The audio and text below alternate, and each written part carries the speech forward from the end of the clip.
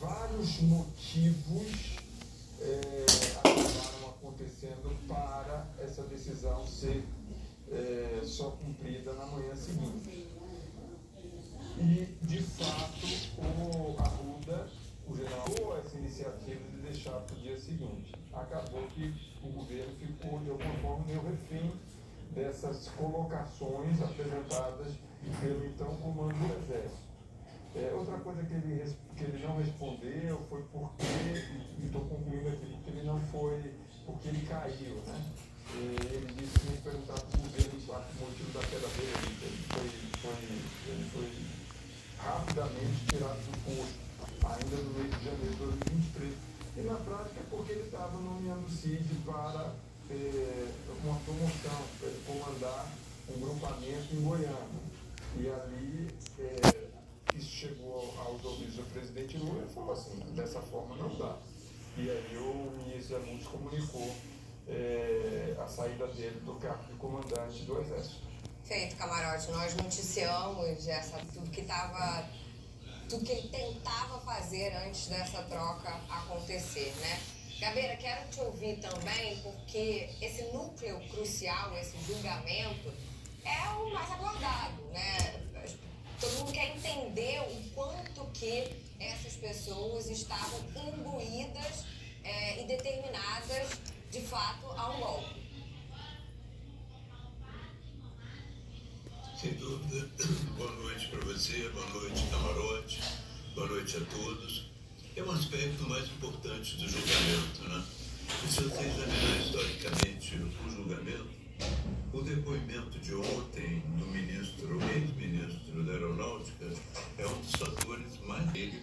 A situação começa a ficar muito desfavorável, não só para o Bolsonaro, como para todo o núcleo que está em jogo. A fala do general Arruda, ela pode ser examinada agora em vários ângulos, né? Não prenderam na noite de 8 de janeiro. O que dizem os ministros que estavam lá? Eles podem dar uma versão também, se nós quisermos. Eu não acho que isso será tão decisivo para o processo.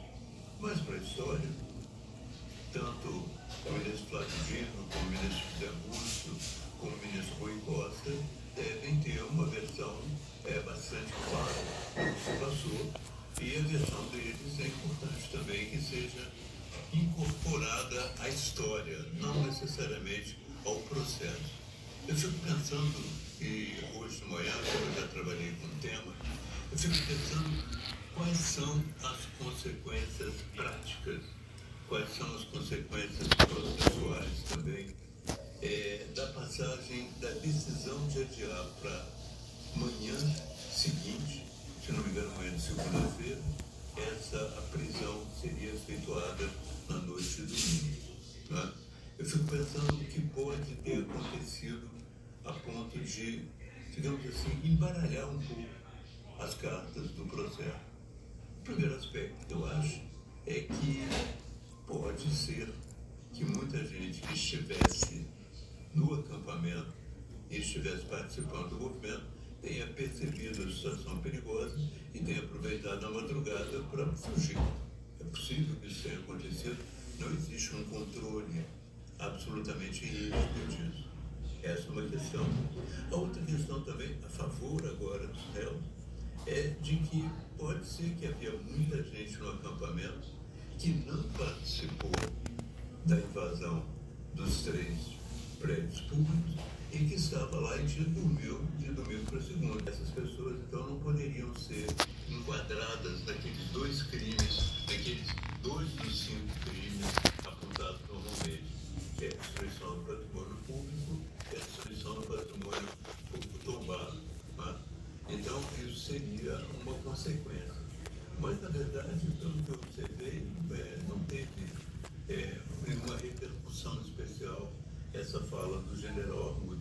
Apenas ele disse que teve um acordo com o governo, passou da noite de domingo para segunda, mas não foi levantado em termos práticos, em termos concretos, que repercussão, que diferença existiu de fato você alterar uma operação de domingo à noite para segunda de manhã. o que ela foi de importante para os culpados, o que ela pode ter sido também de importante e negativo para os eventuais inocentes. Bárbara. Sim, Gabriel, o que estava lá no documentário, né, era a alegação de que haveria um banho de sangue se fosse tentada uma prisão ali naquela noite. Não sabemos, o fato é que na manhã seguinte não houve nem nos atos do 8 de janeiro nenhuma morte registrada, mas a gente vai acompanhar o julgamento passo a passo. Agradeço a vocês até o momento. O deputado Sóstenes Cavalcante, líder do PL na Câmara, divulgou uma nova versão do projeto de lei da anistia aos golpistas do 8 de janeiro. Já entregou esse texto ao presidente da Câmara, Hugo Mota. Segundo Sóstenes, o novo PL restringe a anistia aos atos cometidos durante o ataque à Praça dos Estudantes. Pauta para Elisa Claveri, ao vivo de Brasília. Eu vou chegar aqui para conversar com ela. Bem-vinda, Elisa. Explica essas mudanças para a gente.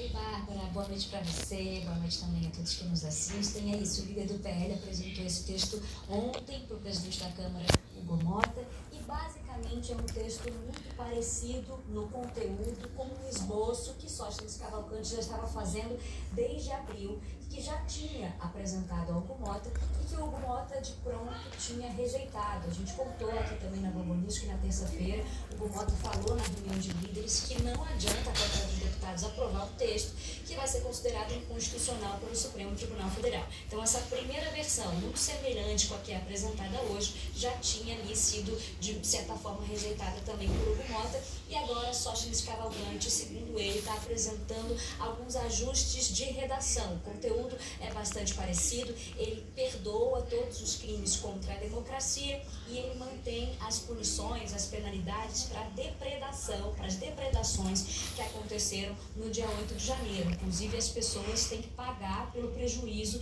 por essas depredações. A gente preparou uma tela para vocês para mostrar como que está a redação desse novo projeto que foi publicizado hoje. A gente coloca aí numa tela. Primeiro, ficam anistiados dos crimes previstos no título 12 do Código Penal, que são os crimes antidemocráticos, como eu falei, as pessoas físicas que tenham participado diretamente de manifestações ocorridas no dia 8 de janeiro de 2023 em Brasília, que resultaram em depredação de patrimônio público e privado.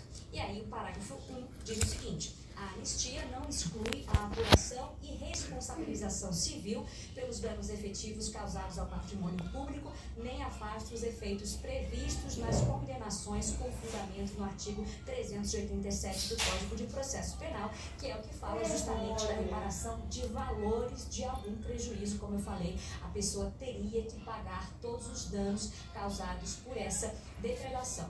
Aí fica aquela dúvida se valeria ou não para o ex-presidente Jair Bolsonaro. Sóstenes Cavalcante disse que não vale para ele, porque, segundo ele, Jair Bolsonaro ainda não foi condenado e que Jair Bolsonaro não quer essa anistia. É isso que o líder do PL tem dito. Mas a gente lembra que a versão que caminha mais recente aqui na Câmara dos Deputados, ela é muito mais ampla. Ela anistia todos os crimes conectados com o dia 8 de janeiro, no passado e no futuro. Ela vale também para crimes eleitorais, na avaliação ali de alguns parlamentares da base do governo. Valeria também para o ex-presidente Jair Bolsonaro, principalmente aquela condenação da Justiça Eleitoral, porque ele se reuniu com embaixadores.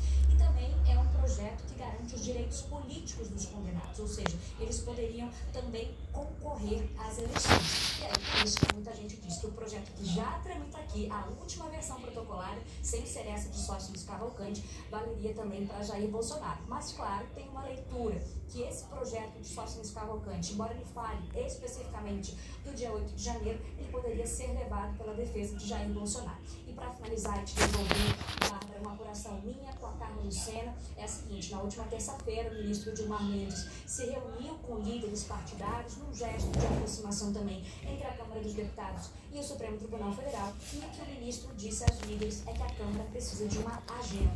E aí a avaliação dos líderes que estavam presentes é que sem uma agenda, o Congresso Nacional acaba ficando refém dessas pautas, por exemplo, a anistia. Ótima apuração, obrigada, Elisa. A Promotoria dos Estados Unidos vai investigar o assassinato de 2 funcionários da Embaixada de Israel nos Estados Unidos como terrorismo e crime de ódio. Vamos então falar ao vivo com a Raquel Krahenbuhl em Washington. Boa tarde para você. Raquel, o autor do ataque está preso, passou por uma audiência de custódia, né? O que acontece agora? Eu estou vendo aí atrás de você as homenagens e quero entender passo a passo também dessas investigações. É isso, Bárbara. Boa tarde a você, a todos. Esse criminoso compareceu hoje ao tribunal aqui em Washington e ele vai responder por crimes de homicídio em primeiro grau, assassinato de autoridades estrangeiras e outras acusações também ligadas à morte por arma de fogo. Se for condenado, ele pode pegar até pena de morte. A próxima audiência dele foi marcada para o dia 18 do próximo mês de junho e a promotoria aqui de Washington disse que está investigando ele. Então, esse crime, esse tiroteio como crime de ódio e também um crime de terrorismo. O FBI, que lidera essa investigação, falou mais cedo que tudo indica que ele agiu sozinho, mas que as investigações prosseguem também com crimes, possivelmente com ligações de terrorismo. Mas